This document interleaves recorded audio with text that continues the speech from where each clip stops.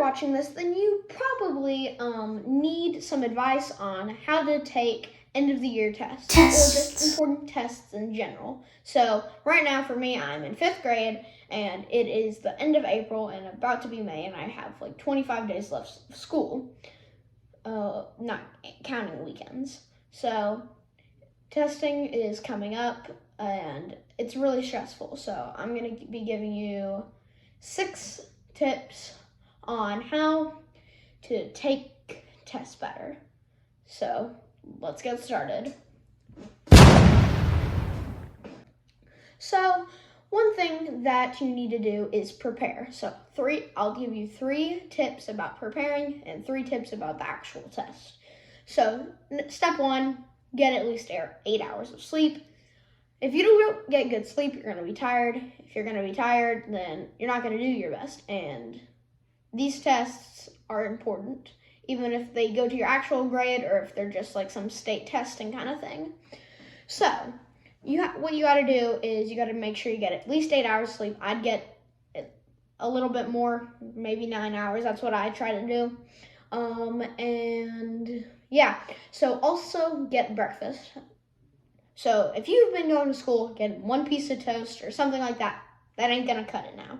You're gonna need to get a nutritious breakfast that will keep you from being hungry. And especially if you have your tests before lunch, then it's gonna be even harder to take those tests when you're hungry. And finally, just put yourself in the mindset that I'm gonna be taking this test for 3 hours, so it's gonna be okay.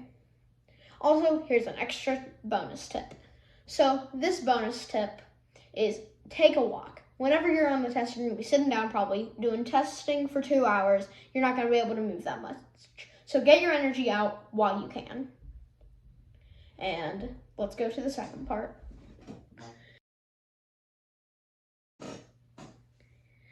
Okay, so part 2. So this part is the actual test. So what you're gonna need to do is you're gonna look for keywords. So if it says calculate, that means solve the math problem. Infer means take your best guess about something. And then, and like explain what you do, like, and then it's not like that you don't know these words, it's that you just gotta remember to do these things, okay? So if it says explain, make sure to explain and not just give the answer.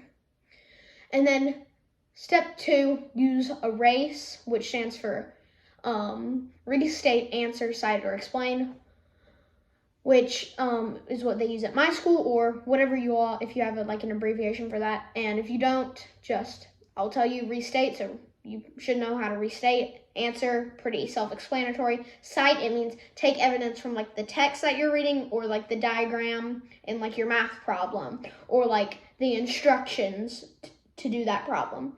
So take that information and use it in your like, trying to look for the word, like your answer. Yeah, even though that one part's called the answer. And then explain, just say why that, and yeah. And then another thing, double check your work. I cannot say this enough. Like most of the time I'll have like, oh, that's a dumb mistake.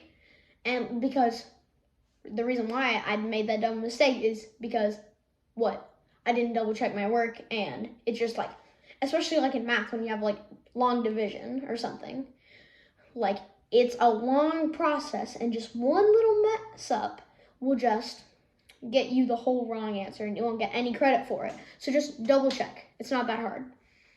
And then finally, for the other bonus tip for this one is basically, I had to pause that because I had to think. And so basically what you have to do is, if you're not gonna do good yourself, at least don't distract others. That's one of the most important things. Whenever you're done, be quiet, or if you're able to, read a book or something like that. Just that don't annoy the people around you and don't make you be the reason why they get a bad grade. So that's 6, which I guess it's now 8. 8 tips on how to do better at testing. So yeah, thanks guys. If you want to see more of these test tips, then I'll see y'all next time. Bye. Peace.